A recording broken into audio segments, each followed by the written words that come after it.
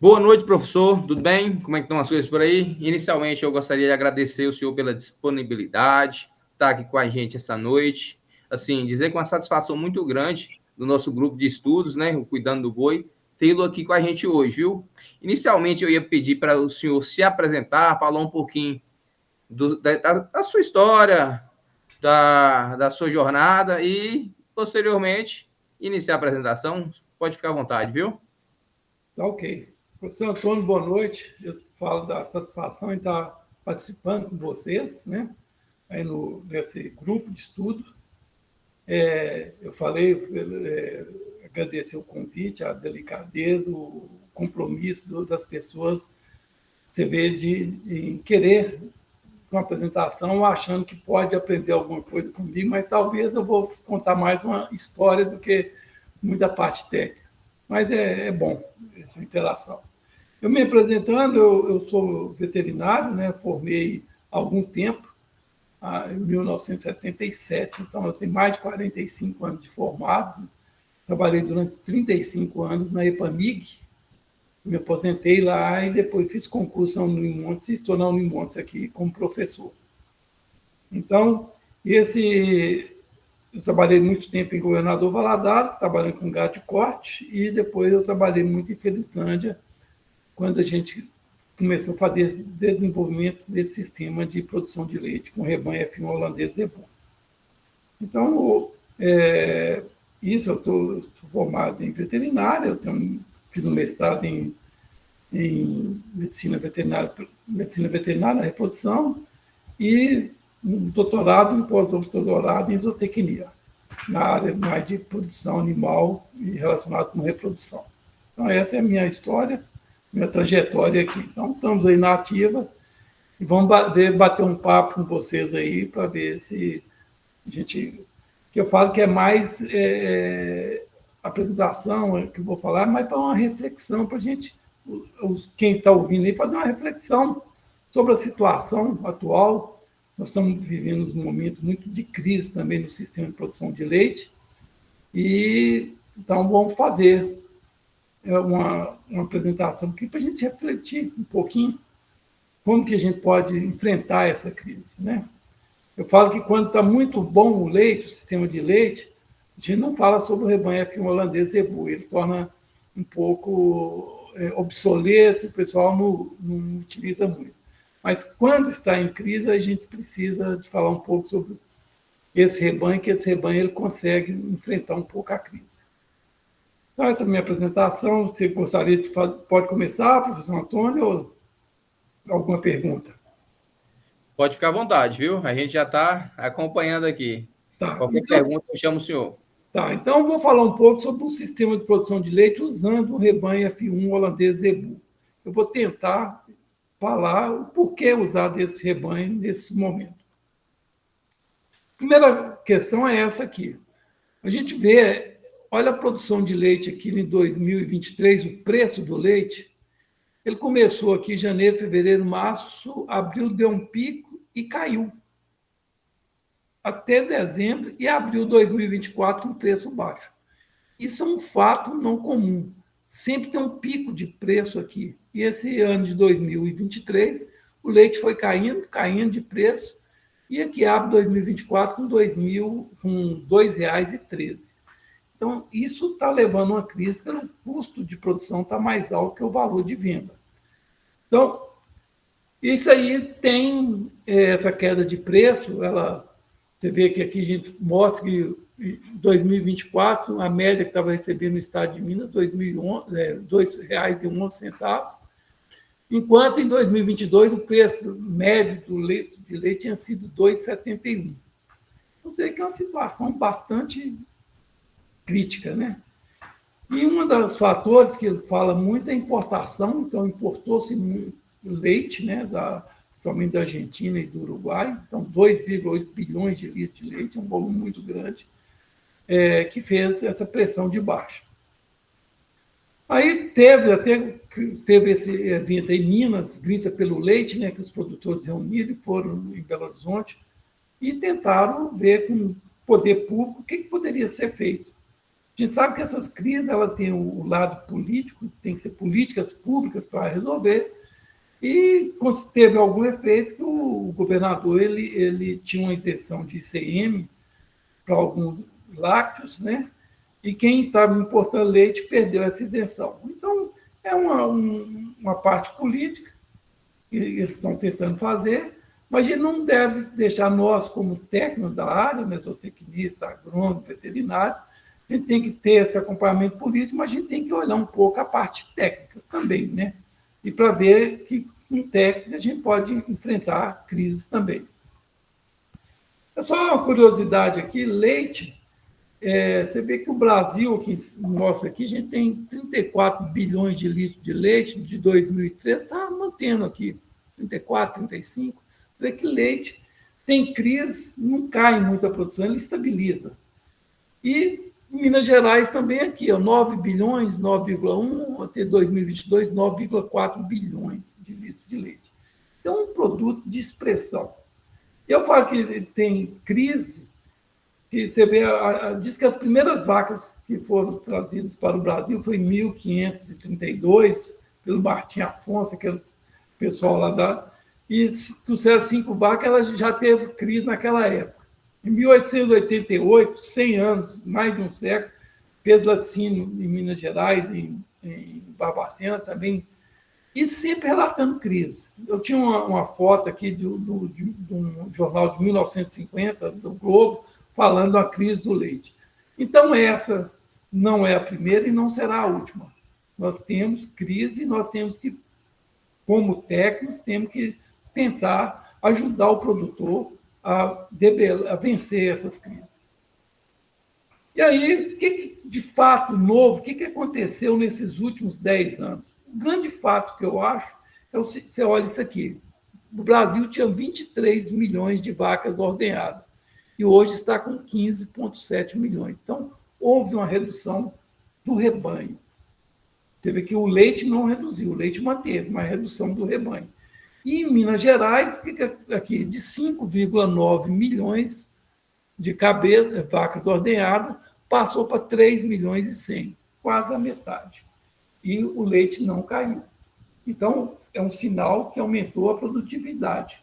Ela quase dobrou, ela dobrou nesses últimos 10 anos.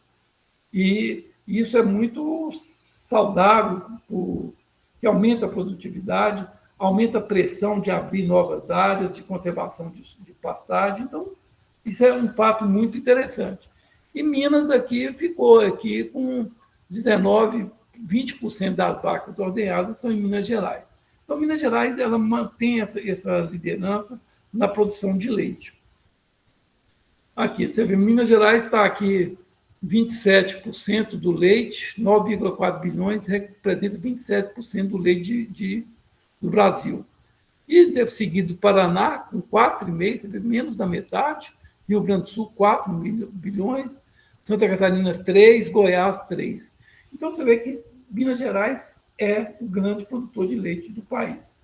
E aqui começa um pouco de história. Quando nós começamos esse programa de F1, de 2000 início de 2000, houve comentário que se Minas fosse usar vacas mestiças para produzir leite, ele ia perder a liderança.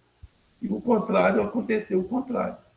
Cada dia mais Minas se manteve na liderança aí da produção de leite. Com todos os problemas de preço, está tendo, mas a gente está conseguindo manter a liderança aí. Agora vamos falar um pouco sobre produtividade de leite, né? Então, qual que é no país? O sul do país, que é o lugar de maior eficiência de produção de leite, o estado do Paraná, Rio Grande do Sul, Santa Catarina, está hoje com média de 3.722 litros de leite por lactação. Isso dá uma média de 12 litros por vaca, por dia, por vaca. A Sudeste, né, que seria que está Minas aqui, com 2.517 litros, que dá 8, 9 litros. Aqui 1.700, 1.400. Aí 3.722. É muito leite? É pouco leite? Quando nós comparamos com o potencial de produção de leite das vacas especializadas, que é 12, 14 mil quilos, está muito aquém, está muito abaixo. Então, vaca produzindo 12 mil quilos, nós estamos com 3.722 só no sul, a média do Brasil é 2.400. Isso tem uma razão por ser. Não é falta de tecnologia, não. Tecnologia existe. E não é conservadorismo, não. É aquele temor de investir e não retornar. Porque a produção de leite no país, apesar de grandes produtores, ela é feita com pequenos produtores. A produção média por fazenda é pequena. E nós não podemos virar diante dos produtores. Minas Gerais tem 220 mil produtores, produzindo 9,4 bilhões de litros de leite, isso dá uma média de 120 litros por produtor dia, ano.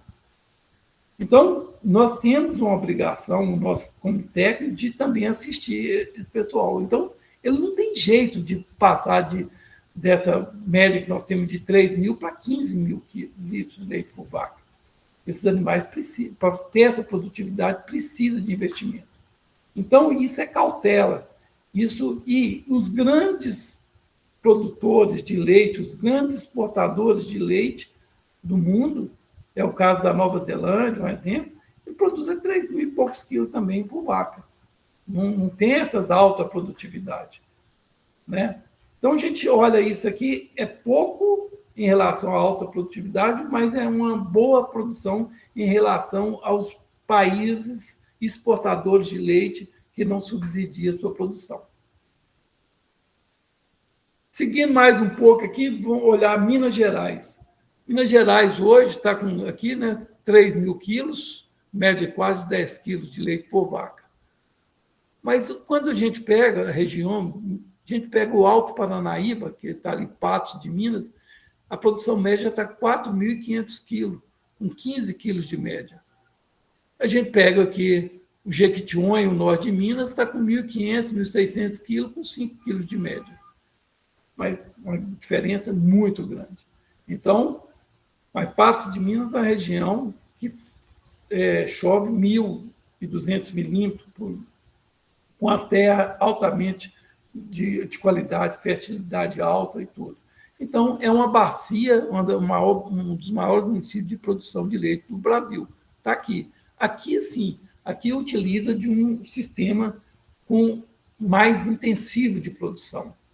Mas aqui, na região do Jequitinhonha, no Mucuri, a gente põe norte de Minas, que está inserido em Salinas, é uma produção de leite muito com vocação a pasto, em pasto, né? Então, a gente tem que ter um animal que seja criado em pasto. Ele não pode ser um animal autoprodutor. Nós vamos explicar isso mais um pouquinho. Mas o grande feito nesses últimos 10 anos, quando teve esse programa de organização e gestão da pecuária, que foi liderado pela EPAMIG, junto com a Emater, IMA, Secretaria da Agricultura, a produção de Minas era em torno de 1.400 quilos de leite e hoje ela chegou a 3.000 quilos. Então, isso aqui tem muito a ver com tecnologia simples, envolvimento da extensão rural, envolvimento de técnico, envolvimento da Emater, IMA, Secretaria, EPAMIG, que fez essa evolução aí. A gente não faz essa evolução direta. Essa evolução acontece pela informação que é disponibilizada no meio para ser consultada e utilizada. E foi feito isso aí durante esses últimos 20 anos. A gente tem que lembrar aqui que esse programa de produzir leite com F1, ele começou na década de 80 com o professor Fernando Madalena, que já, em memória, né, que ele já faleceu, ele fez o primeiro grande programa de avaliação de produção de leite com gado mestiço. E foi com base que ele trabalhou com vários graus de sangue. Ele começou com 4, meio sangue, 5 oitavos, 7 oitavos, até PC. E dentro de toda a avaliação que ele fez, distribuída em todo o Brasil, o animal que teve mais eficiência foi o F1 holandês Zebu. Por isso que a EPAMIG deu uma continuidade, entre aspas, nesse programa do professor Madalena. Pegou o que ele já tinha feito, pegou o melhor as melhores respostas e continuamos. Aqui é só para ilustrar aqui, Salinas, aqui é dado do IBGE, o que a gente tem, então 1.452 litros por vaca em lactação. Não sei, professor Antônio, se é isso mesmo, uma média de 5 quilos por vaca. O preço de 2022 foi em torno de 2,10, então preço também bastante baixo. E aqui os valores de leite entregue por dia. Então, é uma pecuária de leite, tá? Tem uma grande produção, mas tem essa expressão e deve ter muito produtor envolvido. Aqui a gente fala um pouco da história, é justamente a história do seguinte. Quando eu me formei, em 78, eu trabalhei na indústria, na Itasa, essa indústria de leite. E eu fiquei uns 2 ou 3 meses em Salinas, fazendo levantamento de quem, possivelmente, a gente instalou um posto aí, quem poderia produzir leite, entendeu? E tinha certo interesse da população. E voltando um pouco mais atrás disso, Salinas foi uma bacia de produção de leite, era com gado zebuíno, gado do Brasil, tinha muita raça do Brasil, tinha muito pasto, tinha muito colonião, pânico, né? E ela agregava valor ao leite que fazia o requeijão, o famoso requeijão de Salinas. Então, aí já foi um local de produção de leite. Agora, era vaca zebuína e com baixa produção, não era alta produção de leite. Então, esse cenário, o que é o cenário que está aí? Então, vamos falar um pouco, por que a gente está fazendo essa fala, conversando com vocês, é isso. Nós estamos num cenário agora, a situação, insumos e mão de obra pressionando o custo de produção. Isso está toda hora, o insumo está aumentando, mão de obra está mais difícil, mais cara, né? Com baixa entrega o rendimento dela é baixo, então está pressionando o custo de produção. A baixa remuneração recebida por litro de leite e a redução, consequentemente, uma redução da margem de lucro. Isso é um cenário geral, é esse aí. Então, a gente tem algumas alternativas para sair, para enfrentar isso aí. E aí começam as alternativas de ordem técnica, né? Que é o propósito aqui dessas lives, né? Então, a primeira alternativa parece a mais imediata, parece ser simples, mas não é intensificar a produção. Então, tem que aumentar a produção, tem que aumentar a produção de leite. Aí começa aquilo, ganho em escala. Então, é aquela teoria, eu produzo muito e ganho pouco, mas aí eu tenho um rendimento. Agora, para refletir, como a gente consegue, com 220 mil produtores, com média de 120 litros de leite, fazer uma intensificação na produção dessas propriedades pequenas? É bem difícil. Então, a gente tem que intensificar a produção, tem segmento de produtores que consegue intensificar, mas tem a grande maioria não consegue intensificar, porque não dá para fazer esse investimento. A outra alternativa é a produção de leite em pasto. Isto é a vocação. Você vê que o leite quase todo a gente produz. A gente fica assim, vamos produzir leite em pasto e vai usando do pasto, até o último dia, para depois começar a fazer uma suplementação de volumoso. Então, essa produção de leite em pasto, ela é mais sustentável para a realidade nossa. E aí que a gente fala, tem que utilizar, não é que vai produzir em pasto, vai produzir uma produção um pouco menor, que não tem tecnologia, tem, mas é tecnologias que objetivam a produtividade com menor custo, que tem menor grau de investimento. E também utilizar de manejos alternativos compatíveis com a realidade. Eu tenho que criar alguma coisa, algum manejo para me conviver com esse meio aí. Aí eu chego aqui, vamos lá, na alternativa da produção intensiva de leite. Alta produtividade, eu consigo. Confinamento total, vou lá, põe freestyle, põe composto bar, coloco. Uso intensivo de pasto, quando eu uso pasto, eu faço ele irrigado, uso intensivo. Tem que ter uma mão de obra muito treinada, porque eu começo a envolver com muito equipamentos e que coisa precisa de treinamento. Uma assistência técnica especializada, porque quanto mais intensiva, com mais problemas para resolver. Agora, o grande gargalo é isso aqui, alto investimento. eu preciso de investir. E eu produzo muito e o ganho em escala em produção. Então, eu tenho que criar condições para esse animal, ninguém tem dúvida, não tem animal mais eficiente que produzir leite do que o holandês, não. Então, mas eu tenho que criar uma condição para ele. Eu tenho que criar um ambiente para ele. Eu tenho que pôr climatizar, eu tenho que pôr equipamentos compatíveis, automatizados, para mim usar isso aqui. Agora, a gente tem que pensar, refletir. Quantos produtores que eu consigo fazer isso?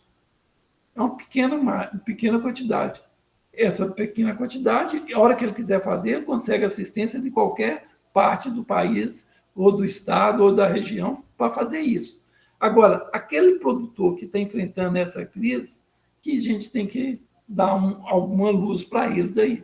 Então, esse tipo de animal, a gente está querendo mostrar um tipo de animal que consiga enfrentar essas crises. É simples aqui, ó. Esse slide aqui, isso aqui é uma fazenda na Arábia Saudita, no pleno deserto. Eles chegaram assim, não, nós vamos implantar uma fazenda. Furou um poço, o poço aqui, 1.000 metros, que deu 1 milhão de litros. Plantou um pivô, plantou, fez insumo, colheu, fez galpão, equipou, pôs a ordenhadeira, está aí. Quanto que é a média de produção dessas vacas? 15 mil litros por lactação. 50 litros de média. Então, não tem nada imbatível. O holandês é imbatível. Agora, quem tem condição de fazer isso aqui? Né? Isso é ótimo que tem, que mostra a linha onde que pode chegar, mas a gente tem a genética que é aberta, então a gente consegue várias coisas, isso é proveitoso. Mas entre falar e fazer tem uma distância muito grande aí, principalmente para pequeno produtor. Porque quando você olha, o dia eu fui olhar um preço de um medidor de leite, todos os controles, cada medidor de leite custa 15, 16 mil reais. Como você consegue comprar isso aqui? Né? Com uma propriedade comum, pequena.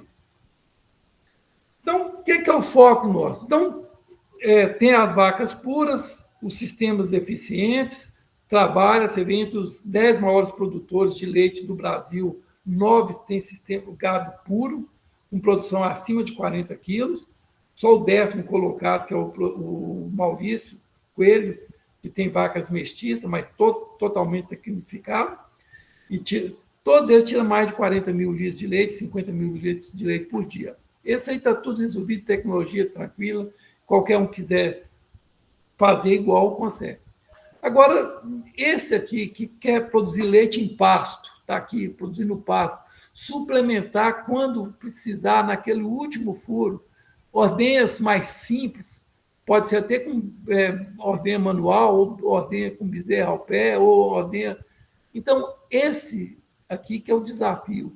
Aí eu tenho que ter um animal eficiente. O que é eficiente? Produzir 40, 50 quilos? Não. É um animal que tem uma produção compatível com o custo, que dê uma margem de lucro positiva. Então, o que nós temos que arranjar?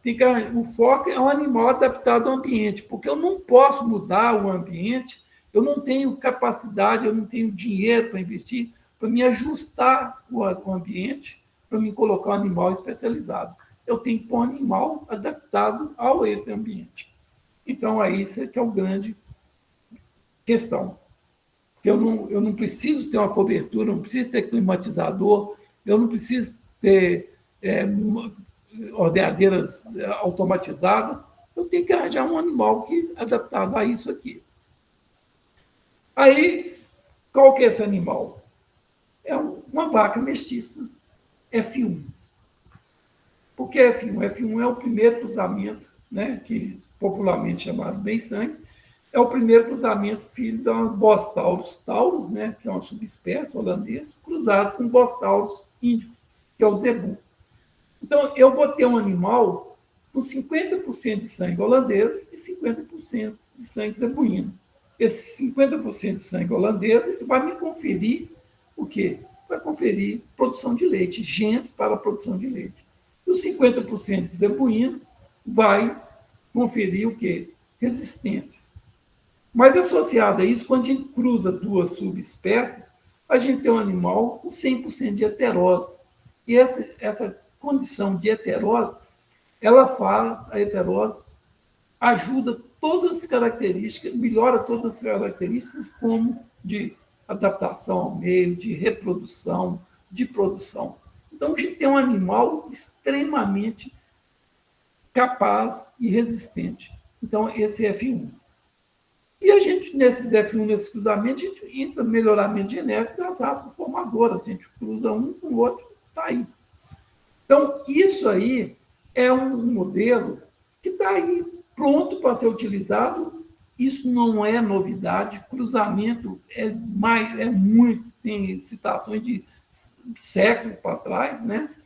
Então, um modelo que pode ser feito. A gente usar vacas F1 de holandês com zebu. O que é isso aí? É um sistema baseado, você vê, no suíno.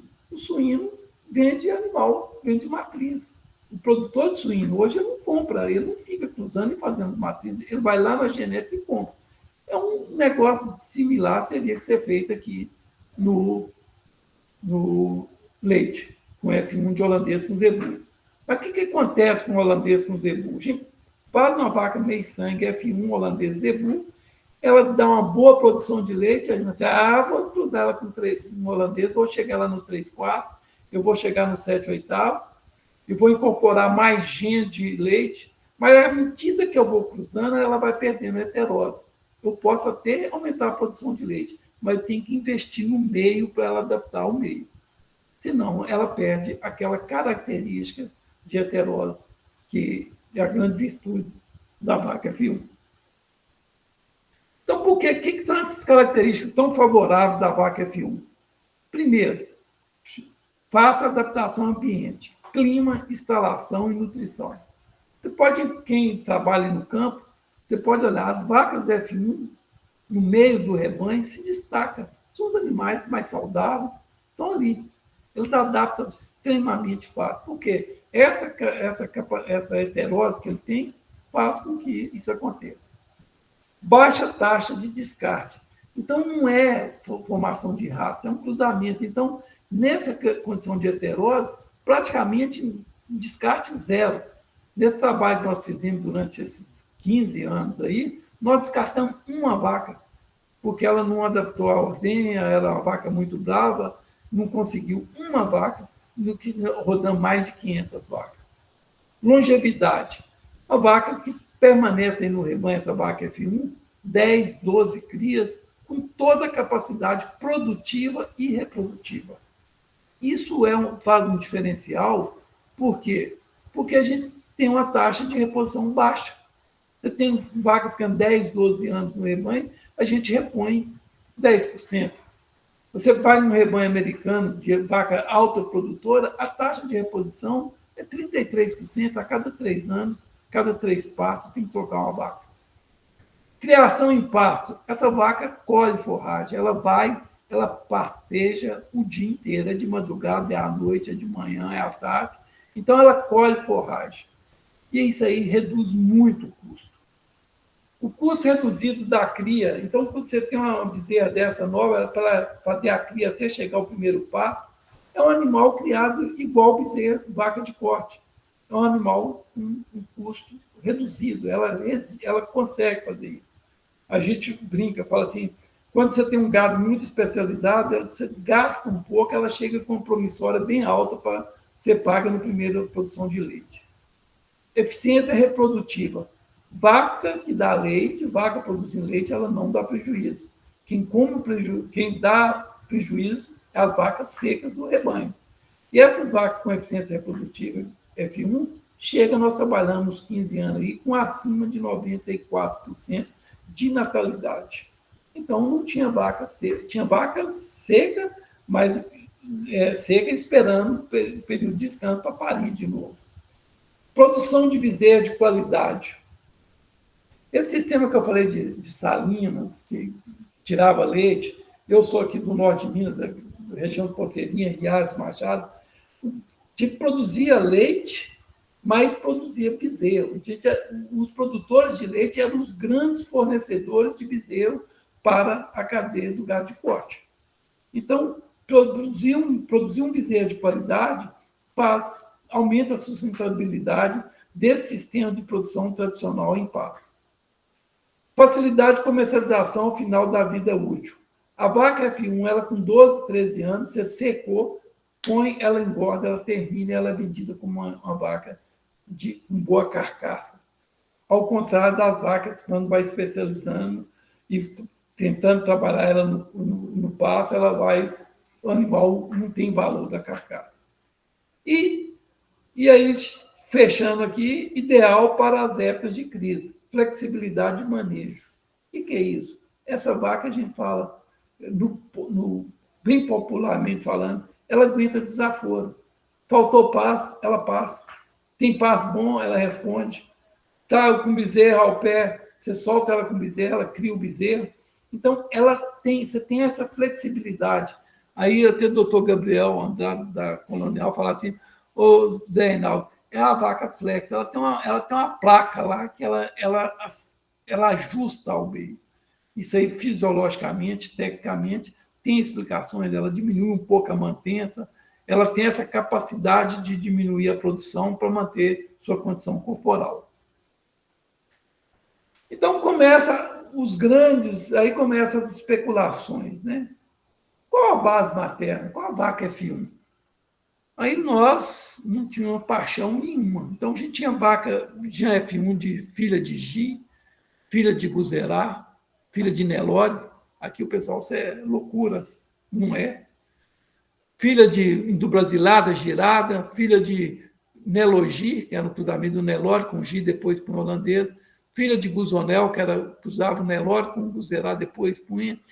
Então, é importante é ser uma vaca F1HZ, holandês com a base Zebu. Então, é importante é isso. Ela é uma vaca que aguenta, que tem 100% de aterose. Agora, se eu vou comprar Girolanda, se eu vou comprar Guzerá, se eu vou comprar Neloranda, filha de Zebu, que vai mandar dessa definição depende do que eu quero. Se eu quero ter vacas, eu vou fazer um sistema que eu quero que essas vacas produzam mais de 15 quilos por dia, 20 quilos por dia, tem a lactação superior a 5.000 quilos, eu tenho que usar um animal, um holandês, um F1 cruzada com um animal que tem seleção leiteira. Pode ser Gi, pode ser Guzerá, mas tem que ter seleção leiteira. O grau de intensificação, para mim intensificar a produção, eu tenho que ter um animal com maior potencial genético. Meu manejo nutricional, se eu quero criar mais impasse, eu vou dar suplementação mais um volumoso, uma cana, um capim picado.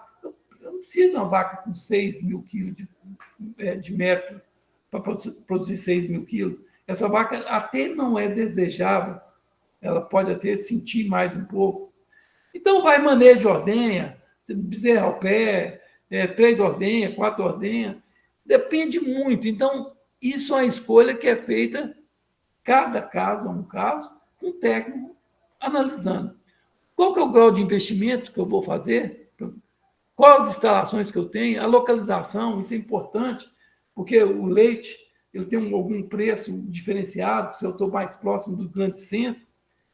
Então, você vê que hoje já tem muito sistema no Brasil já, com vacas F1 com alto mérito genético, que está produzindo acima de 6.000 quilos de leite. Então, ela responde. Se eu coloco essa vaca que tem a genética com isso, ela responde. Então, mas eu preciso de condições adequadas para expressar esse potencial. Agora, eu estou com uma fazenda, minha propriedade, que é pasto, quero tirar 10, 12 litros de leite, será que eu preciso comprar uma vaca com esse mérito genético de 6.000 quilos? Não, eu posso ter uma meio sangue de Nelore. Ah, mas Nelore, a metade dele é holandês. O holandês tem ali um potencial de 10.000 quilos a filha, ele tem genética teórica de 5.000 quilos. Eu tenho que saber fazer com que essa vaca expresse essa produção. Então, vamos aqui dados. Né? A gente conversa, fala, mas a gente tem que, como diz, tem que mostrar o que aconteceu. Então, nessas avaliações, aqui ao longo de 15 anos, a gente teve uma média de produção do rebanho, e não era um rebanho pequeno, era um rebanho em torno de 200 vacas, de 3.231 quilos. A média usando grau de sangue aqui, ó, todas meio sangue. Essa pretinha, que era meio sangue de Nelore, ela dava 3.000 e poucos quilos. Essa vermelha já era uma Guzerá, produzia mais um pouco. Essa azul aqui era G, e essa aqui é Nelogi. Então, você vê que teve as G com maior aptidão leiteira, passaram dos 4.000 quilos. As Nelore chegaram aos 3.200 quilos. As Guzerá intermediário aqui. Mas tivemos 3.231 quilos de média, que naquela época, era o dobro da produção do Estado. Se comparar hoje com a região, por exemplo, do norte de Minas de Salinas, é o dobro. Então, é um grau de sangue muito bom para a gente ter uma evolução. Não quer dizer que nós vamos parar em 3.200 quilos, mas quem está de 1.500, 1.600 quilos, chega no patamar de 3.200 e vai se aperfeiçoando. Então, é uma boa produção de leite. Essa vaca, nessa produção média de 3.000, ela dá um pico de 18 quilos. As vacas mais especializadas chegam a pico acima de 20, e as menos especializadas aqui de Nelora, pico de 17 e 18. Então, uma vaca, para dar 10, 12 quilos de média, ela tem que dar pico de 18. Essa vaca de pico de 18, ela tem que ser bem alimentada para ela reproduzir bem. Aqui é a média que deu. Não é uma média de uma vaca, não é uma média, é uma média considerando 15 anos, considerando primeiro, segundo, terceiro, quarto, até o 11º parto dessas vacas. Então, vocês notam que essas vacas, no primeiro parto, elas produzem menos, depois, no segundo parto, vai aumentando, terceiro, quarto, quinto parto. Tinha um problema aqui, que eu vou falar com vocês, a gente consegue hoje elas abrir uma produção um pouco maior nesse primeiro parto. E aquela falta de conhecimento de trabalhar com essas vacas fazia isso aqui, ela ter uma produção baixa. Isso queimou muito as vacas F1, que a pessoa comprava vaca F1 com a expectativa que ia ter 12, 13 quilos de média, chegava a vaca dava 5, 6 quilos no primeiro parto. Isso queimou um pouco. Não, essas vacas não são o que vocês falam. Mas correção simples de ser feita que eu vou comentar. Olha aqui, o que a gente fala assim, vaca tem que reproduzir, ela tem que parir. Então, aqui, ó, período de serviço, que é o período entre o parto. No primeiro parto tinha um período de serviço mais longo um pouco, mas do segundo parto para frente aqui, 60, 80, 90 dias, que dá um intervalo de parto 340, 330, 350, 360. Então, 1 ano de intervalo de parto. Então, você vê que umas vacas altamente eficientes na reprodução. Então, praticamente a vaca não passava seca muito tempo. Ela produzia uma lactação e um bezerro. Você vê aquelas vacas Nelore, que é filho Nelore, que a gente comentava, elas dão um pouco menos de leite, mas olha aqui o intervalo de parto dela, 342, 342, 338, 356. Ela tem um intervalo de parto de 11 meses e meio, médio. Então, ela dá mais de um bezerro, ela dá 105% de fertilidade por ano. Então, aquela deficiência um pouco do leite, ela compensa com um pouco mais de bezerro. Então, eu estava falando com você, tem algumas características, a gente tem que aprender, apesar de ser uma vaca muito rústica, né, uma vaca que tem heterose, resistente, ela tem alguns fatores que interferem na produção dessa vaca. A raça materna é tranquilo, que tem uma raça com maior base materna, vai produzir mais leite. Primeira coisa, que peso ao parto. Esse animal é um animal que atinge a puberdade, ele entra em cria muito cedo, e com 50% aí do peso adulto. Então, cruza-se essa vaca, acasala essa vaca, ela pare com um peso muito abaixo do peso adulto. Então, ela, na hora de produzir leite, ela está em crescimento. Então, há um desvio do leite dela para manter esse crescimento em detrimento do leite. Então, vacas F1 tem que parir pesada, bem próximo do peso adulto. Eu falo que tem que ser aí em torno de 90% do peso adulto. Isso é o que eles fazem na vaca de leite holandesa pura. A vaca holandesa pura também para bem pesada, porque eu não posso desviar o alimento para a vaca crescer. Então, tem que chegar com ela já bem próximo. E uma vaca F1, você atrasa ali 30, 60 dias, você consegue incorporar 40, 50 quilos nela e ela já corrige essa deficiência. Então, isso é um recado. A ciência, a pesquisa mostraram isso muito bem claro. Outra coisa é amansamento. Vaca tem que parir mansa. Vaca não pode, F1, ela tem uma criação extensiva, né, quase igual ao gado de corte. Essas vacas têm um comportamento um pouco mais bravio ou menos adaptado. Você pegar uma Nelore, ainda mais ainda. Você pega uma G, ela é um pouco mais mansa porque ela foi criada no ambiente de leite. Mas, em resumo, todas as vacas têm que parir mansa. A gente não pode amansar a vaca durante a lactação. Esse estresse de amansar a vaca durante a lactação faz com que elas aumentem o estresse e diminua a produção de leite. Então, vaca tem que parir pesada e mansa. Número de ordenhas. A vaca está com pouco leite, eu vou fazer uma ordenha. Talvez a gente tenha que, em algum momento, fazer 2 ordenhas para estimular a produção de leite, principalmente nessas vacas nas primeiras 3 semanas de lactação.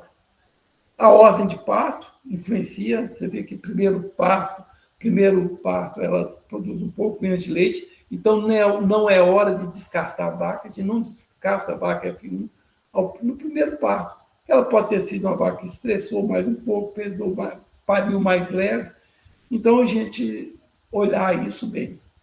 Só para você ter uma ideia, olha aqui para você ver, a gente comprou 34 novilhas, filha do mesmo touro, filha de vaca G, e distribuiu 11 numa fazenda, 10 em outra e 13 em outra. Aqui eu não sei como que tira essa... Você sabe, professor Antônio, como que eu tiro essa... Ocultar aqui? Clique em ocultar. É só clicar em ocultar. Aí, pronto. Agora ficou bom. Aqui, então, eu distribuí 11 vacas, 10 e 13 em cada fazenda. Filha do mesmo touro, filha de vaca G.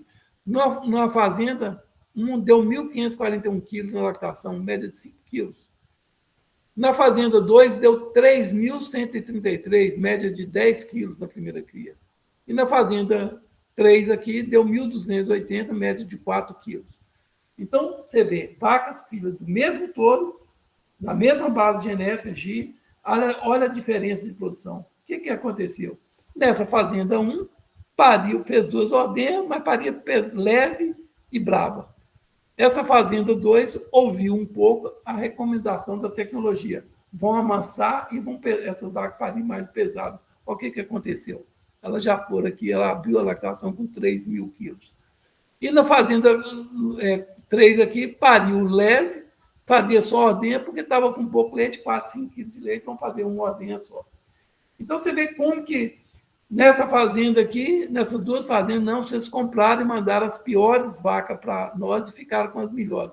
E não foi nada escolhido, foi aleatório, uma para lá, uma para cá, outra para lá. Então, você vê a grande influência que tem. Então, está aqui o gráfico, a equação aqui, ó. Vaca pariu pesada e mansa, a curva de lactação dela. Lá em cima, com pico 16. Ela pariu pesada, mais brava, você vê que não dá, já desceu. Pariu leve e mansa, a curva aqui. Pariu brava e leve, a curva aqui. Então, o recado é esse. Isso é o sistema, foi feito pesquisa, experimento, nós avaliamos. Então, nós temos que fazer isso aqui. Nada mais aconteceu que a transferência do que faz o manejo do gado puro holandês.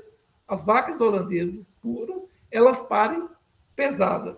E mansas, elas já são, por natureza, que elas são criadas em ambiente de confinamento, são mansas já. Por quê? É que é o mais óbvio. A vaca, quando ela para pesada, ela tem uma gordura, ela tem um papel, porque ela perde peso e volta a ganhar. Na medida que ela perde peso, ela aumenta a produção de leite. Agora, as vacas leves, a tendência dela é o quê? É ganhar peso. À medida que ela ganha peso, ela desvia os nutrientes para o ganho de peso. Por isso que reduz a produção de leite. Então, essa alternativa que a gente fala de produção de leite em pasto, ela é muito válida para essa colher forragens. E por quê? Essa vaca F1, olha aqui, pesquisa mostrando, de 6 horas da manhã até 12 horas, 44% do rebanho estava pastejando. De 12 horas até 18, 56% do rebanho estava pastejando. No índice de conforto, que esse TGU, acima de 80, que já está em desconforto, ela lá pastejando tranquilo. Na noite, 36%, de madrugada, 6,7%. Então, esse animal pasteja o dia inteiro, ao contrário das vacas especializadas, quando a gente tenta trabalhar com ela em pasto. Ela chega grande parte do dia, quando está fora do índice de conforto, elas vão para a sombra e não alimentam. Consequentemente, reduz a produção. E não tem mágica. A gente fala que é uma matemática da produção bem simples aqui. Vaca alimentando só de capim, 100% volumoso, ela tem potencial aí, na época do verão, para produzir em torno de 10 quilos de leite. Isso é matemática, a proteína que fornece o capim, a energia que fornece o capim, vai dar em torno de 10 quilos de leite. Se eu quero que esse animal aumente a produção, eu tenho que começar a dar um pouco de concentrado. Se eu der 20% de concentrado, ela começa um potencial em torno de 15 quilos de leite. Se eu passo para 40% de concentrado e 60% de volumoso, ela já passa aí 20 quilos de leite, a proteína, 20 e poucos. E se eu aumentar mais o concentrado, ela tem mais potencial de leite. Então, essa vaca F1, ela consegue fazer isso, mantendo, ela produz 10, 15 litros de leite em função do que você coloca para ela alimentar. Uma grande diferencial que ela mantém a condição corporal. E mantendo a condição corporal, ela mantém a reprodução. O gado, quanto mais especializado, ele foi selecionado para isso, ele tenta expressar o máximo de produção de leite, mesmo que não seja alimentada com alimentação dentro do ideal. O que ele faz? Ele começa a mobilizar as reservas de gordura e depois vai até para o músculo e entra em que não produz o leite que ela tem potencial, mas o grande problema é que ela inibe a reprodução entre anexos. Aí começa aqueles animais com um período de serviço aí de 200, 300 dias. Isso aí, vaca com 200, 300 dias de período de serviço, ela pega o lucro das vacas que estão em lactação. Você tem uma ideia, um trabalho que nós fizemos, com acima de 90% de fertilidade, o lucro, à medida que vai descendo, a hora que chega a 65% de fertilidade, zera o lucro. A vaca empata. Então, se perder fertilidade, perde lucro. Então, aqui, foi o experimento também feito, aqui, pasto, 11 quilos, 10 quilos, 10 quilos. Quando tem um pasto pior, 8 quilos e pouco. Então, você vê que o potencial é isso. É a matemática da produção, não tem milagre. É isso aí, a proteína microbiana, depois que você coloca ali, ela atende esse nível de exigência mesmo, de produção. Agora, essas vacas F1, a gente tem alguma coisa para vencer crise, né? Eu falo que a gente tem que ver.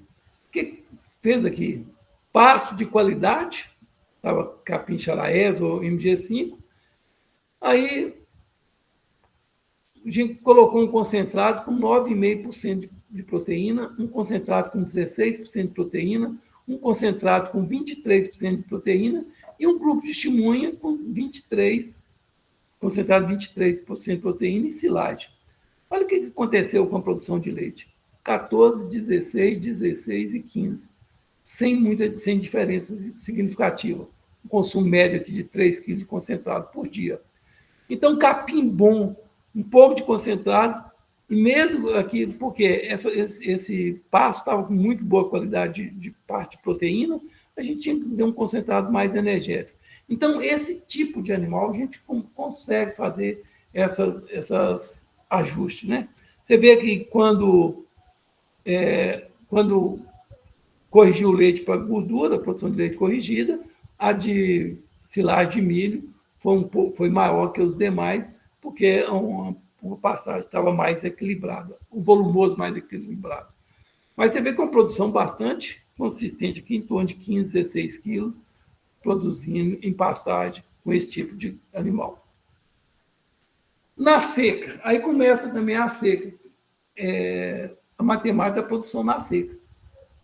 Pasto seco, proteína para 2 quilos de leite, energia aqui 6 quilos, mas mesmo assim meio difícil de conseguir. Então dá 3, 4 quilos de leite. Se eu pôr um pouco de concentrado, vai aumentando o concentrado, mas não chega nos níveis, principalmente energia, no nível que necessita para ter alta produção. Mas mantém 11, 12 quilos, que é uma produção, aqui, ó, pasto diferido, você já viu falar pasto diferido, sem suplementação, mantendo aqui, começou com 12 quilos e foi caindo, não segurou. Mas se eu pus um pasto diferido, eu estou produzindo um pasto diferido e ponho uma suplementação com proteinado, eu consegui manter aqui 10, 12 quilos de leite, entendeu? Se eu tivesse lá, já era 14, 15 aqui, ó. Mas eu consegui, com pasto diferido, mais proteinado e ração de acordo com a produção, manter essa produção. Isso só é capaz com vacas F1, porque ela vai lá colher essa forragem, pasto seco e junto com o proteinado. Então, são alternativas que esse animal possibilita.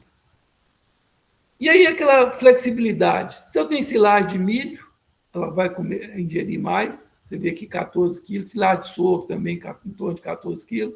Se eu dou cana picada, ingere menos. Se eu dou silagem de cana, ingere menos ainda. Teve o pasto diferido. A produção de leite é correspondente ao volumoso. Aqui 13 quilos, 12 quilos, sem diferença aqui com silagem de sorgo.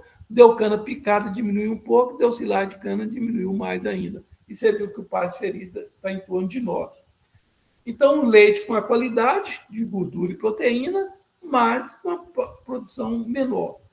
O diferencial é esse. Pega um volumoso de baixa qualidade, ela diminui a produção de leite e mantém a condição corporal e reproduz. Esse é o diferencial. O que é isso aqui? Parece ter também uma redução do alimento. A gente fez uma restrição alimentar. Por que fez restrição alimentar? Fazer pesquisa com restrição alimentar? Agora a pergunta é assim, qual fazenda que não faz restrição alimentar? A gente faz todo o cálculo, depois assim, a silagem está acabando. O concentrado acabou, o milho acabou. Então, a gente administra uma restrição alimentar. E a gente vê que essas vacas F1, fazendo uma restrição alimentar, aqui era a vontade, a libido, aqui foi diminuindo, ela há uma queda de leite, vai diminuindo o leite, mas a receita do bezerro, que esse aqui é tudo com bezerro alfa, mantém, e a receita total continua a mesma. Então, a gente consegue fazer uma restrição que a gente fala calculada. Restringir aí, a gente faz um rebanho, antes de deixar o caos, que chega no final, acaba tudo, aí não tem nem jeito de fazer restrição, fazer passar fome. Então, a gente calcula e faz uma restrição calculada aí, podendo restringir 30, 20, 30, até 40% desse alimento. E ela mantendo a reprodução, nesse caso aqui, manteve a reprodução, manteve o lucro, só diminuiu a produção de leite, né? Mas é um fato. O que explica isso? Esses animais têm uma adaptação, eles diminuem um pouco a mantença. A gente suspeita que não foi medido, que ele pode diminuir esses órgãos, fígado, vísceras e tudo, e diminuir a mantença para compensar isso aqui. Os scores corporal manteve com essa restrição, a reprodução manteve, o peso diminuiu muito pouco, quando chegou aqui nessa restrição mais severa, que diminuiu mais o peso, mas o resto manteve normal. Outra coisa de tecnologia para esse animal ele tem que ter uma suplementação. Eu falo assim, não é uma suplementação, ele tem que melhorar a condição corporal no pré-parto. Ele tem que parir um pouco mais pesado para poder perder peso pós-parto e não afetar a produção de leite. Aqui, quando ele ganha peso, olha que ele abre a produção de leite, dá pico e vai. Se eu faço o animal parir sem preparar ele no pré-parto, esse animal ele não dá pico de produção. Ele mantém aqui 6 quilos, 7. Isso aqui são as mesmas vacas dessa aqui. Isso aqui num ano, na quarta cria, isso aqui na quinta cria. Só o fato de ter suplementado no pré-parto e no pós-parto, para fazer um pico maior e aumentar a produção de leite. Essas vacas ela tem um diferencial, ela produz muito leite nos primeiros 90 dias, chega a 42%. Nos 180 dias, ela produz 76%, independente se o grau de sangue. Então, são animais que nós temos que tratar muito bem nos primeiros 90 dias de lactação, porque responde em quase a metade da lactação. E nos primeiros 180 dias, responde muito mais da metade, 76%. Então, é um manejo que a gente tem que fazer em função dos dias de lactação. Destinar todo a alimentação, a nutrição, para os primeiros 90 dias aqui, que vai dar o pico de produção maior, vai voltar à função reprodutiva, vai ficar gestante. Aí aumenta a capacidade de lucro desses animais. Essa conformação dessa vaca, dessa curva de lactação, é por isso aqui, a curva de lactação das vacas F1, ela não tem aquele pico, platô e depois cai, não. Ela dá um pico precoce, entre 20, 25 dias, 30 dias, dá o pico e começa a cair. Então, quanto mais a gente leva esse pico, mais a curva que é mais lenta para cair e produz mais leite. Tá? Então, a gente não pode raciocinar naquele pico tradicional, clássico da vaca especializada que sobe, mantém, depois desce. Então, essa tecnologia de manejo no pré e pós-parto, a gente fazendo essa suplementação estratégica, a gente sempre tem que garantir o pico de produção. Ela tem que subir para depois descer. E a gente estima que, para cada quilo de leite que a gente aumenta no pico, a gente ganha 150 quilos de leite na lactação. Então, a vaca que está com 18 quilos no pico passar para 20 quilos, esse fato de se aumentar 2 quilos pode aumentar ali 300 quilos na lactação. E a outra coisa, que a gente garante esse retorno à atividade ovariana e flexibiliza o manejo nutricional. A vaca pariu, deu pico, emprenhou. Nesse momento de crise, eu posso jogar lá fazer uma restrição alimentar aí de 40%, 50%. Até esperar, ela fica em stand-by ali, esperando a crise passar. É coisas que a gente não consegue fazer junto com animais especializados. E aqui, o que a reprodução interfere muito aqui? É isso aqui, ó. No espaço de 3 anos, se eu tenho um período de serviço longo, eu tenho 2 lactações de 3 mil e 2 bezerros. Se eu tenho um intervalo de parto reduzido a uma eficiência reprodutiva, em 3 anos eu posso ter 3 bezerros e 3 lactações. Se eu tiver aqui duas vacas, vaca de 4.500 quilos, com um intervalo de 18 meses, eu tenho 9.000 quilos e 2 bezerros. Aqui eu vou ter 3 bezerros e 9.000 quilos de leite. Então, eu ganho um bezerro a mais. E nesse caso aqui, o componente bezerro nesse sistema de vaca F1, ele é importante. Ele não é para tirar leite sem bezerro. Aqui também, só manejo também, mostrando para vocês, aqui se fizer 2 ordenhas, ela responde. Se fizer 1 ordenha, ela baixa a produção. Isso é automático dela aqui. E ela recupera. Se eu voltar a alimentar de novo, ela recuperou, ela cai, recupera. E aqui você vê coisas simples que a gente pode fazer. 4 ordenhas numa vaca é para ela aumentar aquele pico. Mas eu vou fazer 4 ordenhas nessa vaca? Mas é uma coisa simples. Você entra uma vaca, durante as 3 primeiras semanas da lactação, você entra ela no início da ordenha e volta ela no final da ordenha de manhã, faz isso à tarde e volta no final da ordenha à tarde. E aí, agora a gente pensa, a gente não vai fazer 4 ordenhas de todas as vacas. A gente vai fazer 4 ordenhas nas vacas que estão até 3 semanas de lactação. Isso aí representa 10%, 8% das vacas. Então, em 100 vacas, vai fazer 4 ordenhas e 8 vacas, 10 vacas, com essa passagem no início e no final. Você não liga e desliga a ordenha. Então, isso aí, o objetivo é o quê? Estabelecer um pico maior e estimular a produção de leite aqui. Presença do bezerro. Vaca F1, a gente tem que tirar leite com bezerro. Tem hoje as tecnologias de ocitocina, eu acho que é extremamente válido, principalmente para grandes rebanhos. Quando a gente pensa em rebanhos menores, 20, 30, 40 vacas, esse bezerro é extremamente importante. Nós tínhamos um rebanho de 200, tirava leite com bezerro.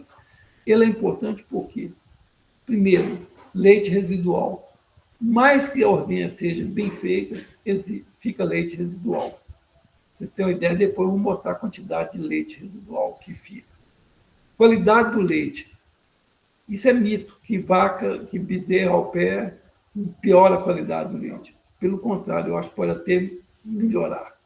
Ele tem uma limpeza, uma asepsia muito eficiente. Flexibilização do manejo. Isso a gente fala flexibilização do manejo, parece o quê?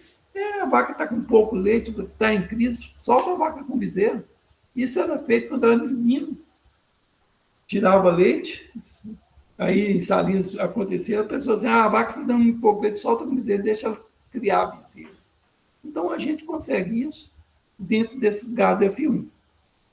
Olha aqui, então qualidade de leite, que fala que bezerro é mito.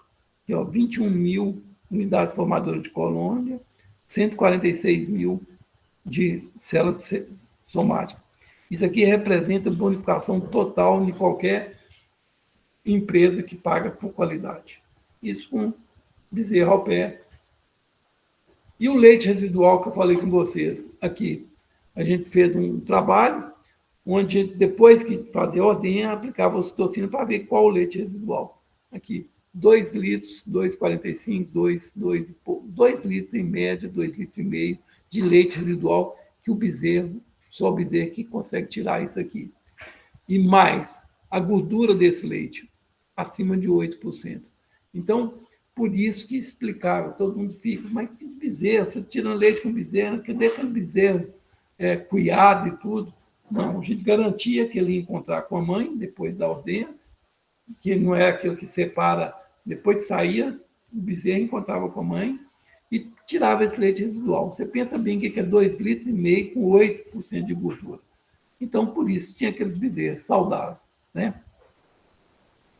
Então, é uma tecnologia que é feita com vacas F1, tem que ter bezerro ao pé, né? E esse aqui? Isso aqui é mais uma das loucuras, né, que o pessoal fala, de não tirar leite aos domingos.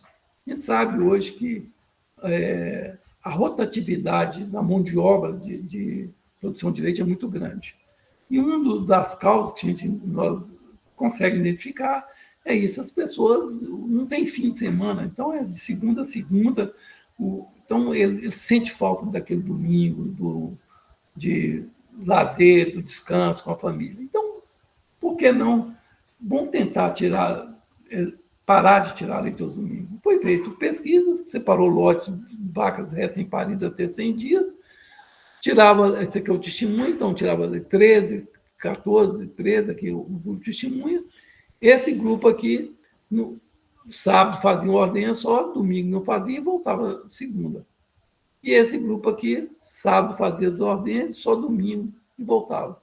Então você vê que há uma diminuição porque não faz leite aqui, e há um aumento de produção na segunda, porque aqui a gente solta o bezerro sábado, e o que ele faz domingo, o ordenador? Ele só vai lá e aparta o bezerro. Isso é inspirado em quê?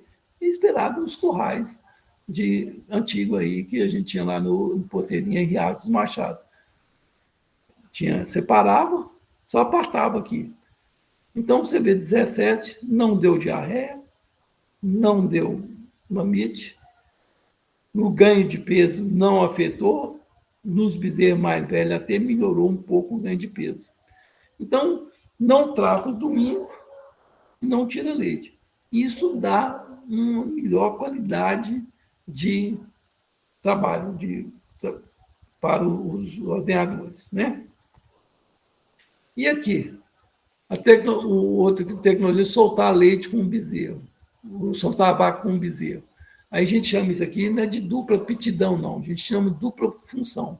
Produzia leite até os 180 dias, que produz 70%, e depois, entre os 180 até os 270, cria o bezerro. Isso aqui o pessoal achava que era motagem, não é motagem. Isso é bezerro, que a gente tira leite até os 180, depois deixa, ela já está gestante, já deu 70% do leite, ela fica criando os bezerros aqui. Bezerro desmamado aqui com 280 quilos de média. Macho, 250 fêmea, ganhando em torno aqui de quase 1 quilo por dia. Então, é um momento de crise, leite está baixo, vaca está prenha, já deu 180, solta. Esse bezerro aqui é extremamente valorizado. Isso não é um gabiru, né? Então, a gente fala vaca F1, a gente põe aqui simplificando o cruzamento. Hoje a ideia nossa, quando a gente começou o programa, tinha ter um slogan, vaca de leite, bezerro de corte. O pessoal não gostava muito, que tinha que fazer a reposição com o próprio rebanho. A gente relutou, aí volta o cruzamento com o G, vai cruzamento com 3/4. Mas hoje a gente já está na ideia que a gente tem que simplificar o cruzamento. Vacas F1 tem que pôr boi de corte e vender macho e fêmea. Por que mudou? A reposição da vaca F1, a tecnologia de produzir F1 com a FIV, com a fertilização in vitro, melhorou muito. Então, as pessoas conseguem ter F1 e repor com F1. Então, tem disponibilidade. Então, fica muito mais simples você manejar, de fazer gestão de grau de sangue iguais. Não tem aquela oscilação de T3/4, T1/4.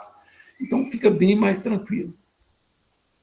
E essas vacas, esses animais que é voltado com zebu, eles dão acabamento. Olha, você vê aqui o aspecto dessas novilhas, abatido com próximo de 15 arroba, cobertura de gordura acima de 5 milímetros, grau de maciez excepcional. Esse animal aqui, hoje, ele é pago, em alguns que conhecem, que paga do preço de boi. Então, dá para fazer um bom animal de corte, né? E tirar aquele mito de gabiru, né? Então, você voltando essa F1 com o zebu, um Nelore ou com outra raça zebuína de corte, vai ter aí animais bons para terminação.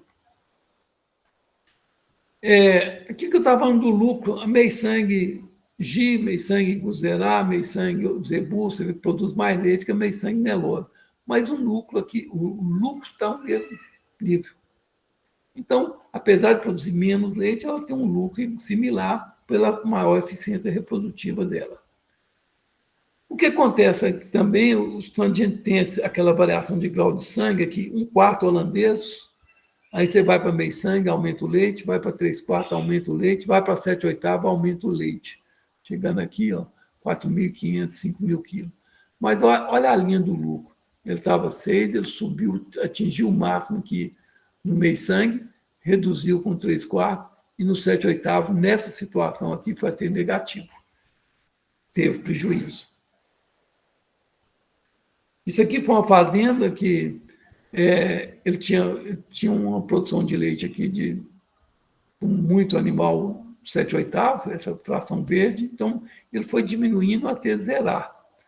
E foi aumentando a fração de meio sangue em 1/4. O que aconteceu com o rebanho dele? Ele tinha uma média de produção beirando 5.000 quilos, ao longo desses anos foi diminuindo, chegou aqui com 2012, com 3.000 quilos. Olha a linha do lucro, foi aumentando, então a lucratividade maior foi aqui. Então, ele diminuiu a produção e aumentou o lucro. Por isso que a gente sempre está comentando, dependendo da condição, dependendo da estrutura, dependendo do grau de investimento, nós temos que olhar isso para obter lucro. Eu tenho uma vaca de 12 quilos de leite, de média, que me dê 2 litros de lucro, ou 3 litros de lucro, é muito melhor do que eu ter uma vaca de 20, 25 quilos e que está atual, nessas crises, me dando 2 a 3 quilos de leite de prejuízo.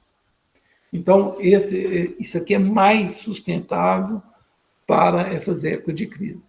Então, por isso a fala nossa aqui é justamente isso. Não é a opção de tirar um e colocar outro. É para a gente saber administrar o conhecimento, a informação aí, principalmente dentro dessa área aqui, nós técnicos, né? A gente tem que ter esse leque de opções para analisar cada caso e fazer essas opções. Aqui, né, que eu falei do professor Fernando Madalena, nessa época ele trabalhava na Embrapa Gado de Leite, foi um dos trabalhos mais bem feitos. Ele distribuiu animal no Brasil, na região sudeste, praticamente toda, no nordeste. Ele punha os graus de sangue e acompanhava.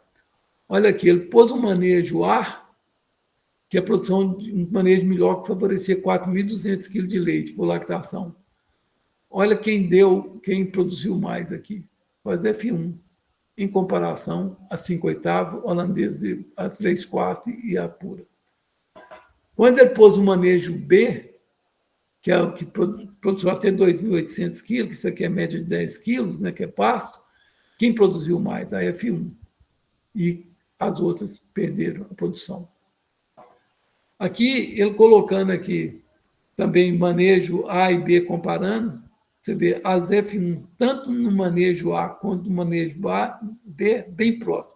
À medida que aumenta o grau de sangue, no manejo A, as vacas mais puras respondem, mas se tiver um manejo B, for um manejo ruim, elas caem em produção.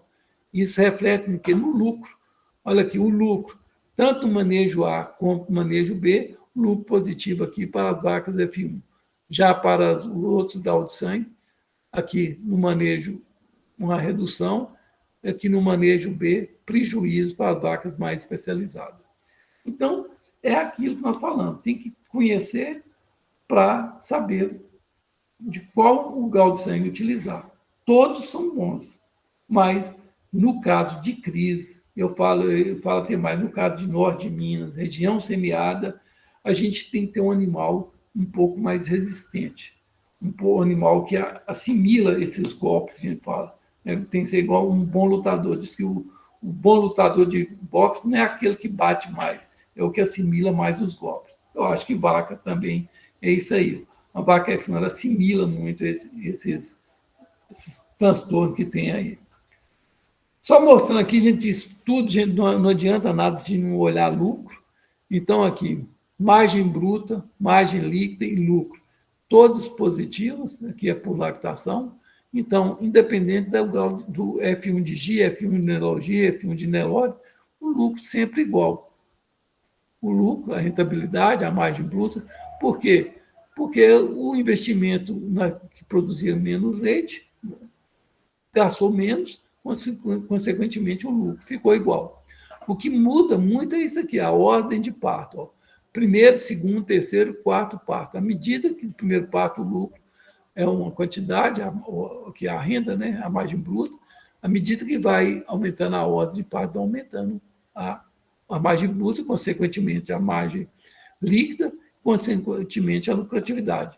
Então, vacas mais com ordem de parto superior, elas dão mais lucro. Porque nessa primeira ordem de parto aqui, a gente tinha aqueles efeitos de peso, de amassamento e tudo, que refletiu. Hoje, se a gente fosse analisar, talvez seria um pouco diferente. A gente conseguiu ajustar isso aí, aumentando o peso ao parto e os animais parindo manso. Falar nesse parir manso, todos os animais, é mito também, todos os animais amansam. Eu não trouxe esses dados aqui, mas a gente tem uma comparação desses graus de sangue, fazendo a tecnologia de amansamento, e todos amansaram, e sem diferença significativa, todos ficaram mansa. Então, final aqui, a consideração é essa: FEM-F1 é uma alternativa que minimiza os efeitos provenientes da crise do setor. Então, a gente consegue passar a crise, enfrentar a crise. É o que eu falo, a gente enfrenta a crise, que é muito ruim quando a gente mergulha na crise. Aqui a gente consegue enfrentar. A FEM-F1 ela assimila mudanças de manejo, então nessas mudanças aí que falta volumoso, tem que ter um passo diferido, ela assimila bem isso. O sistema bezerro ao pé flexibiliza o manejo em época de crise, principalmente naquela solta com o bezerro, deixa criar o bezerro, né? E tem uma renda, você investe, você solta, você investe mais ali numa segunda receita. A manutenção de grau de sangue homogêneo, matrizes e crias, favorece a gestão em momentos de crise. Então, por isso que hoje a gente está falando, manter só F1 é muito mais fácil, um manejo homogêneo, um grau de sangue homogêneo dá um manejo mais fácil de fazer, né? Produção de bezerro de corte facilita a gestão do sistema em época de crise. Então, o bezerro de corte é criado como corte. Então, na época de crise, aí você está com um bezerro especializado, um animal mais puro, você tem que investir de alimento, criar bem. Então, esse de corte facilita. E os sistemas simples, com o uso de tecnologia, são mais sustentáveis em momentos de crise.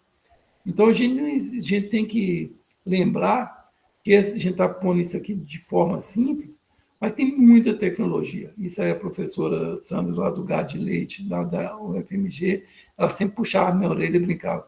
Não fica falando, é simples, mas tem tecnologia. Você vê que tudo aí tem uma tecnologia junto.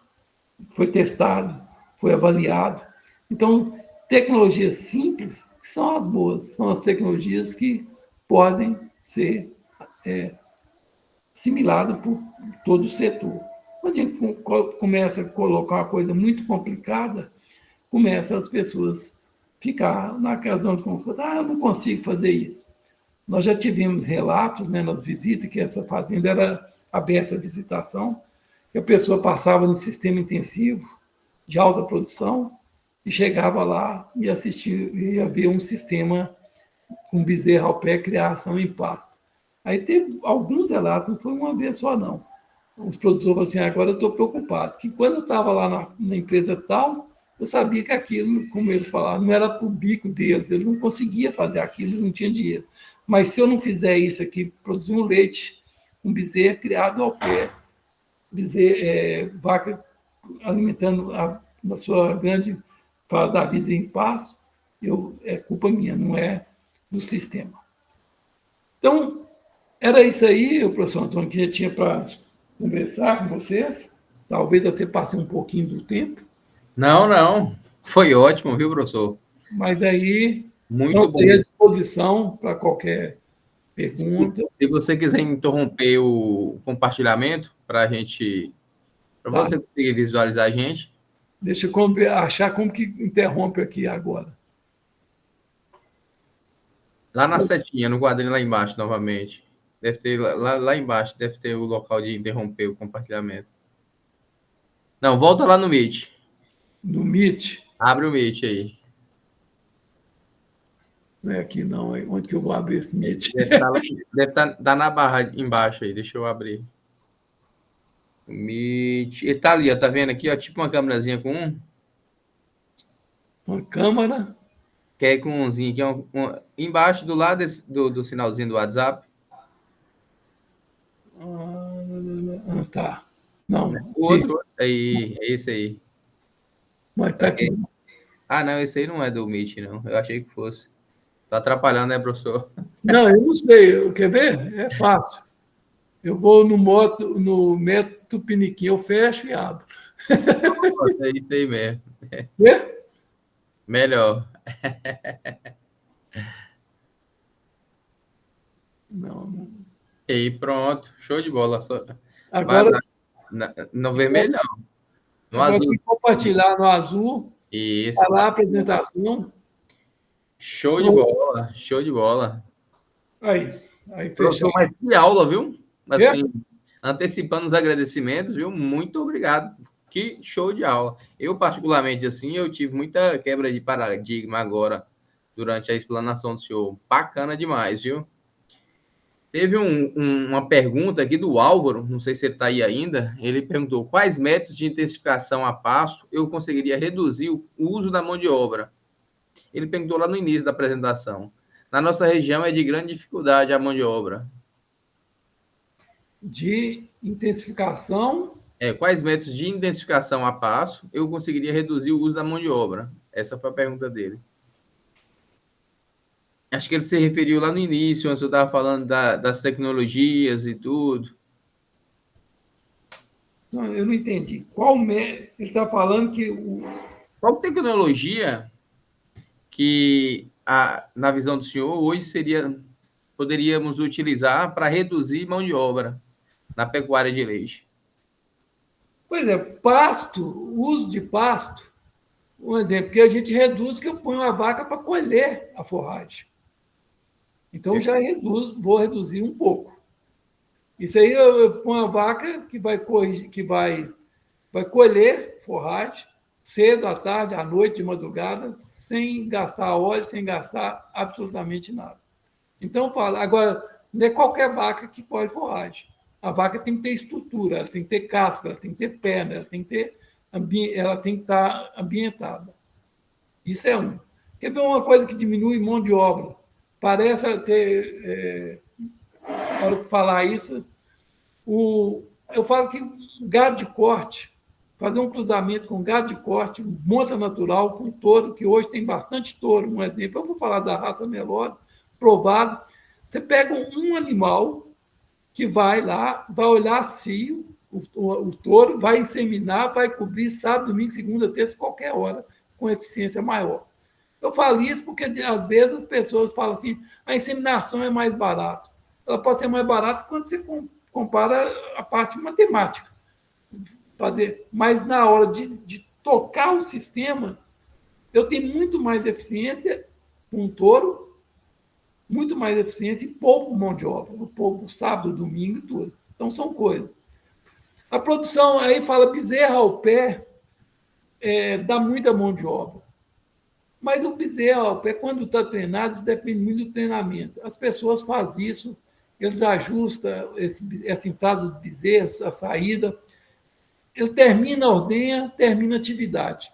Quando não tem bezerro ao pé, ele tem, além das ocitocinas da vida, de aplicar, que pode ter algum problema sanitário, depois que ele termina a ordenha, ele ainda vai ter que ir lá alimentar bezerro, que vai pôr bezerro no balde, e não tem aquele desenvolvimento que tem um bezerro amamentando. Então, é um conjunto de coisas que vai poupando, entendeu? As vacas. Então, eu acredito que seja isso. Agora, o que eu mais. Que poupa mais aí, eu acho que é o fato da vaca pastejar, colher a forragem. Perfeito, viu, professor? Mais do que respondido, viu? Deu um show na resposta. Aqui tem um comentário do Guilherme Costa, é mais um comentário, não foi nenhuma pergunta, ele comenta o seguinte: entendo que não é uma alternativa só para sobreviver em momentos de crise. Realmente é uma alternativa para trabalhar e ter lucro no semiárido em que estamos inseridos, atuando no norte de Minas e Vale de Jequitinhonha. E frisando a importância dessa tecnologia, né, que o senhor apresentou para nós hoje, principalmente aqui para a nossa região. Obrigado, viu, Guilherme, pelo comentário. Guilherme, a gente fala para enfrentar a crise, porque o setor repetidas vezes, vai entrar em crise. Então, é que eu até usei o termo. Uma coisa é você atravessar a crise, outra coisa é você mergulhar na crise. Né? Você mergulha, aí você afoga e não sai. Né? Aí você sai do sistema. Então, se a gente conseguir, não for em momento de crise, com certeza o lucro desse sistema é muito maior. Então, eu falo que atravessa a crise, mas quando está fora de crise, aí você está no mar de rosa. Não dá problema. É animal produzindo bem, animal preço de leite bom, qualidade de leite. Você vê aquela qualidade de leite que a gente estava mostrando, que tem muito mito, né? Qualidade de leite, trabalhou quantos anos? Não é um ano, não, são 15 anos. E nunca perdeu uma bonificação por célula somática e por unidade formadora de colônia. Aí, e o que usa? Eu não falei isso aí, agora eu posso falar. Usa paninho para secar o peito. Aí o pessoal, mas isso é um absurdo, na academia não fala que isso transmite doença, transmite. Só pegar um pano de chão e limpar o peito. Mas lá a gente usava vários panos lavados, submersos dentro de uma solução de desinfetante. Então a gente tinha dois fatores que a pessoa não consegue perceber. O pano era lavado e limpo, dentro da solução. O ordenador entrava, mergulhava a mão para pegar o pano, ele higienizava a mão e o pano. Então, são coisas que faz, que a pessoa vê escrito, é claro que um pano de prato, um pano de chão não pode. Mas isso é uma tecnologia.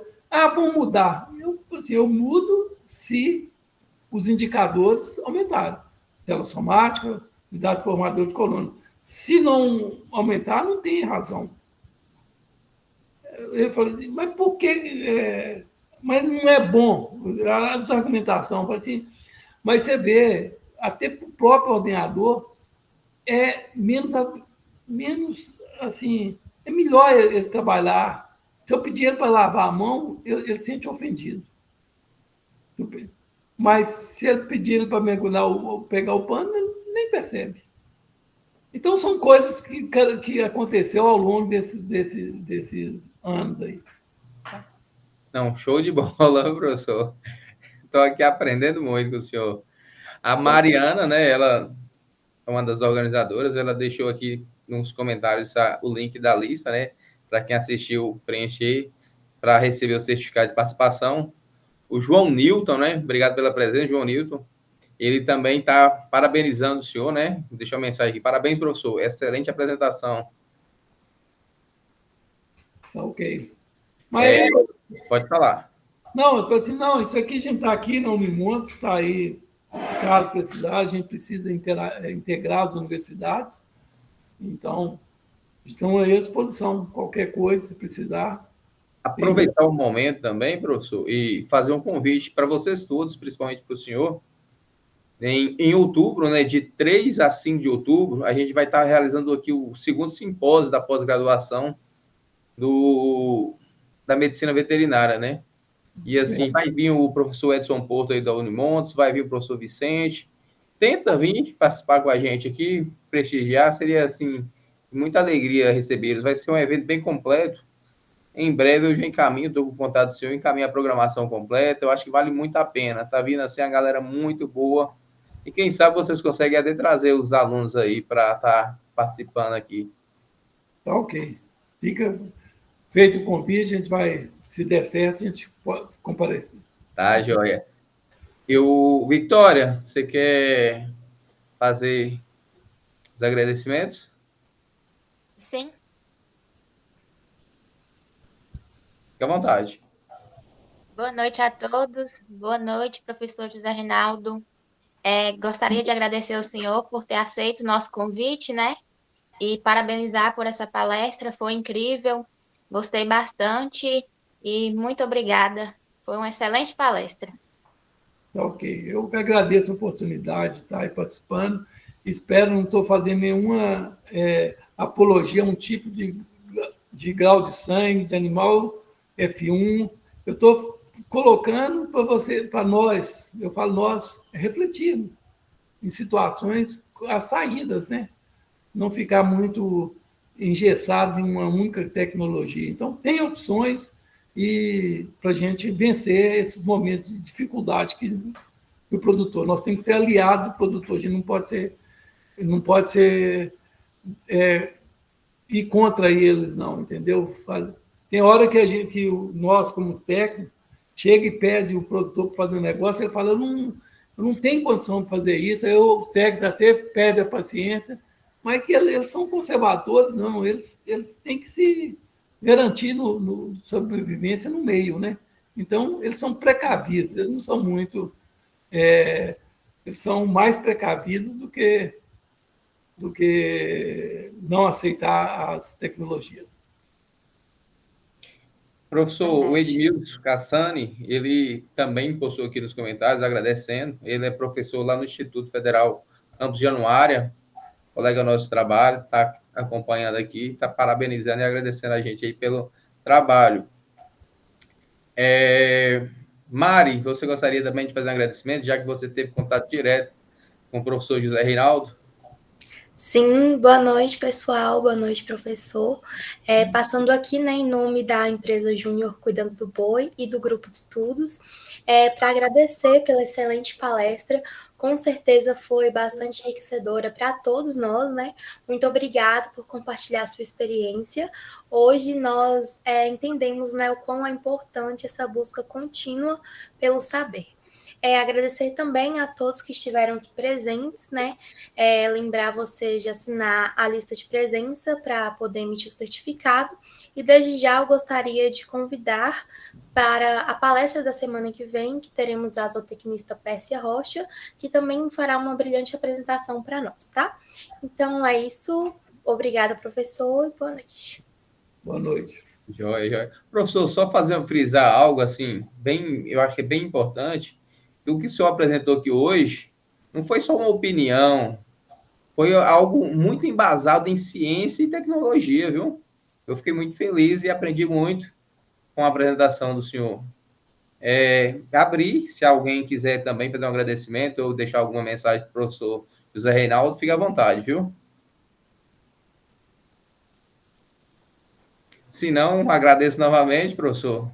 E vamos encerrar, viu? Muito, muito, muito obrigado aqui por tudo, pela disposição, pelo companheirismo. E vamos aproximar mais o campus nosso aí com a Unimons. Tamo junto. Valeu? Okay. Eu que agradeço a presença de todos. Eu vi aí o colega João apareceu aí, né, João? Um abraço a você. Esse aí é o grande produtor de F1 hoje do norte de Minas. Ele é um batalhador nessa tecnologia, um companheiro aí, e ele sempre acreditou no sistema de F1, tanto que ele está aí mais de algumas décadas acompanhando e fazendo esse projeto aí. Então, boa noite, eu agradeço a presença de todos aí. Boa noite, viu, pessoal? Fique com Deus, grande abraço, até quinta-feira que vem. Valeu!